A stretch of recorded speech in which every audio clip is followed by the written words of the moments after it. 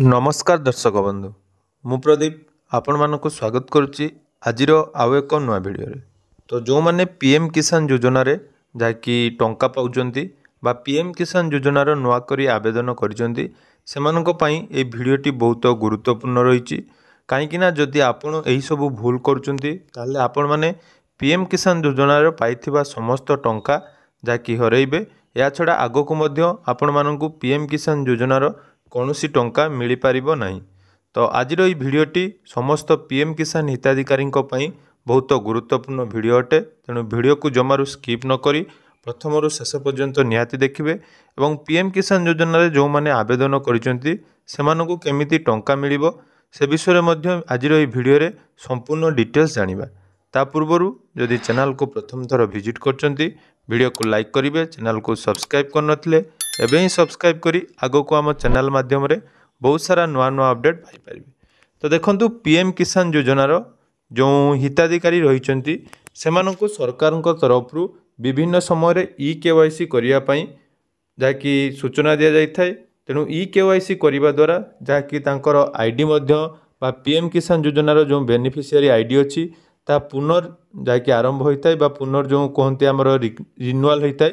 तेणु से e KYC की नहीं मध्य वर्तमान आम राज्य सरकार एक गाइडलाइन जहाँकि प्रस्तुत करिसेंती। तो राज्य सरकार जेहेतु वर्तमान पीएम किसान योजनार समस्त हिताधिकारी को पुणी थरे नुआ करी जो माने भी आवेदन करचंती तांको एप्रुवाल मिल जिवो एवं पुराना हिताधिकारी मानकर जहाँकि योग्य अछंती कि नहीं से नहीं ई केवाईसी करिया पई समस्त को जहाँकि निर्देश देइचंती।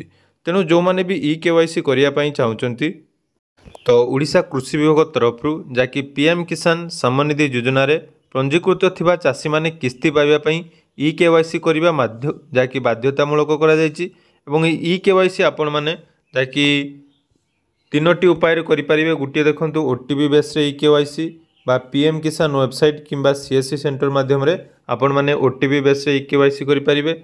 या छड़ा बायोमेट्रिक ई केवाईसी रे मध्य जाकि सीएससी सेंटर मानकरे व्यवहार करा जायछि। या छड़ा पीएम किसान आप रे मध्य आपण ई केवाईसी जाकि फेस ई केवाईसी करि परिबे। तेणु ई केवाईसी करिबा द्वारा राज्यर समस्त योग्य हिताधिकारी को एही योजना रे जाकि अंतर्भुक्त करा जिवो बोली राज्य सरकार तरफ घोषणा करा जायतिला। तेणु ई केवाईसी करने पूर्वर आपण मानक पई आउ गोटे गुरुत्वपूर्ण अपडेट जहाँकि मु कही रखिबी जे ई केवाईसी करने को नहीं वर्तमान समस्त हिताधिकारी मोबाइल को एमती गोटे मेसेज आसुव। तो देखी दिंतु तो एटा देखि पारुथिबे जहाँकि प्रधानमंत्री किसान सम्मान निधि योजनार जहाँकि ऑफिशियल ट्विटर हैंडल आपण मानक पई एक गुरुत्वपूर्ण बा आपण मानकु सतर्क करिया पई एक मेसेज दिया जायछि जो थिरे देखंतु पीएम किसान लाभार्थी हो तो जाइए सावधान। व्हाट्सएप मैसेज या कभी भी अनजान नंबर से पीएम किसान योजना से जुड़ी एपीके फाइल को डाउनलोड और इंस्टॉल ना करें। पीएम किसान आप डाउनलोड करने के लिए इस लिंक पर क्लिक कीजिए। देखंतु ये आपण मानक गोटे व्हाट्सएप रे विभिन्न प्रकार नंबर रु आपण मानक एमिति गोटे सीएससी सेंटर पीएम किसान e KYC new form APK download करिया पई कहा जाउची।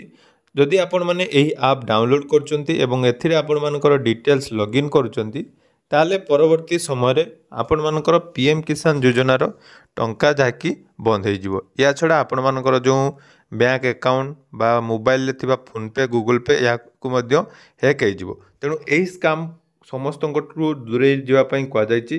जेतेबेले भी आपण मानकर पीएम किसान लो ई केवाईसी कथा आसी आपण माने निज मोबाइल रे ओटीपी बेस रे ई केवाईसी करंतु किंबा सीएससी सेंटर को जाई आपण बायोमेट्रिक माध्यम रे ई केवाईसी करनियंतु। तो जदि आपण माने एही सब मेसेज पाउचंदी तो सर्वप्रथम से मेसेज को क्लिक करंतु नाही एवं से व्हाट्सएप नंबर को आपण माने ब्लॉक करंतु। या छड़ा जो भी सांग साथी माने आपण मानको ई एपीके डाउनलोड करिया पई शेयर करचंदी सेमानको जाकि यार समस्त सत्यता विषय रे जणांतु जहाँद्वारा कि परवर्ती समय आपण मानक कौन असुविधार सम्मुखीन होबाकू पड़ो ना।